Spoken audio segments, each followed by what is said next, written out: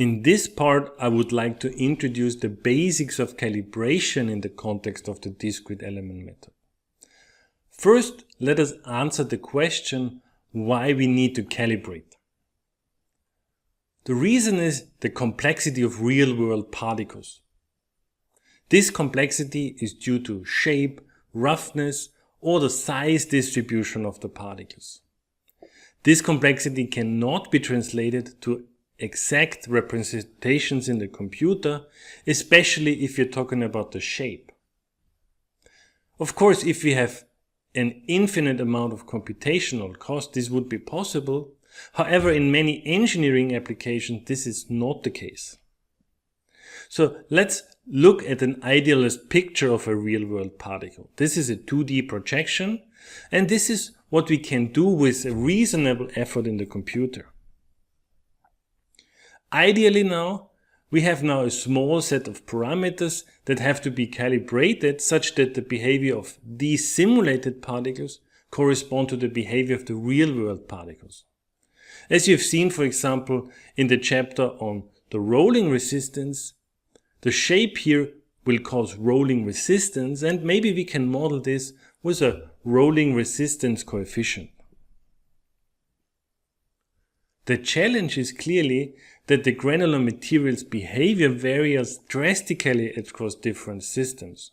For example, the material will flow differently in a low-stress environment, such as the one present in a rotary drum, versus a high-stress powder compaction situation where the material will behave completely differently. The next point is the selection of the shape. You will see in one of the units that particles can be represented with spheres, multispheres, or even superquadrants, so relatively complex shaped particles. The problem is that with increasing complexity of the shape, we gain better accuracy in terms of flexibility and validity, meaning it's closer to the reality, but generally such more complex shape approximations lead to increased computational effort. A very simplified picture is that of a sphere versus a multisphere. You clearly see if we want to represent a particle with 3 spheres in a multisphere approach, we will need approximately 3 times more computational effort compared to the situation where we just use a sphere. Even more extreme is the usage of polyhedra. Here the computational effort is really going up by a factor of 10 or more. So in engineering applications, sometimes people prefer the spheres and calibration approach. There is an important note. One could consider shape as being a calibration parameter, so that you also calibrate the shape. Alternatively, a lot of people suggest to block rotation of the particles. For example, in this review, this is clearly suggested. However, if we block rotation, an important part of physics is lost. And the reason is that we simply don't solve the angular momentum balance equation anymore. There are 2 different approaches for calibration. The first one is a direct measurement of individual contact parameters. Often this is not even called calibration. The advantage is that if we measure really fundamental parameters such as the coefficient of restitution, for example, this can be used across any software or contact model. The problem is that such an approach is not suitable for irregular shaped or small particles. This is simply due to the experimental difficulties and the amount to characterize irregular particles. Polydispersity for this approach is clearly a challenge. And last but not least, very sensitive equipment is required, especially if we want to work with small particles. The approach 2 is the classical bulk calibration approach that we will focus on. This is often called just calibration. It's most often used. The advantage is any model can be used in theory. So we can make really strong assumptions. For example, employing the linear spring dashboard model. The time spent on experiments can be substantial, and we cannot guarantee that the set of parameters is unique. So we cannot exclude ambiguity.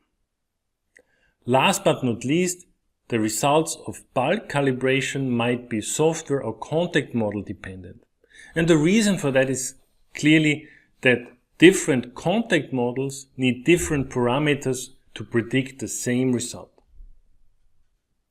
What are the parameters that need to be calibrated?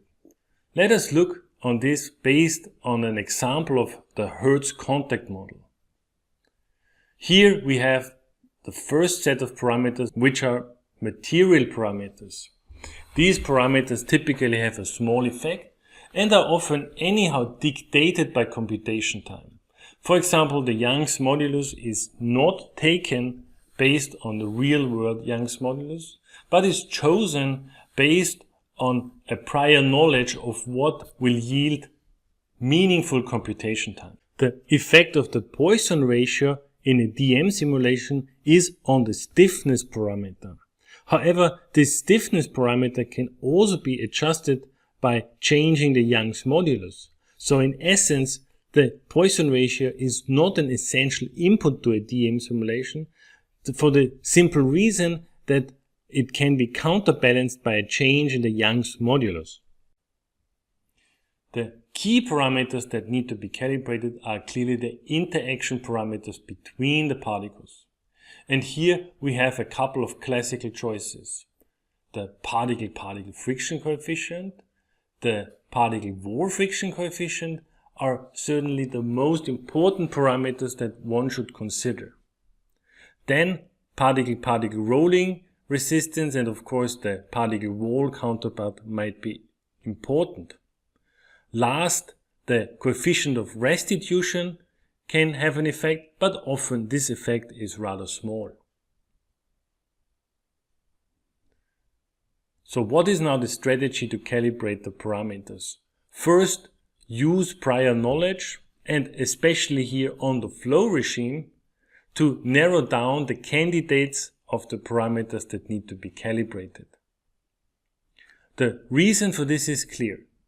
Not all parameters affect granular flow to the same extent in a certain flow regime. For example, if we have a very dense, high-stress flow regime, the coefficient of restitution will have almost no effect simply because the particles are already in contact and there is no energy to dissipate. Second, we must accept the fact that the number of parameters that we can calibrate must always be smaller than the number of key quantities that are available from experiments.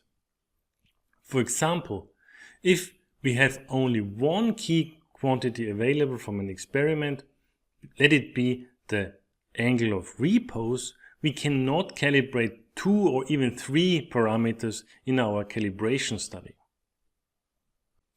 This is it already for this first part of the calibration details. I hope you enjoyed it. See you next time.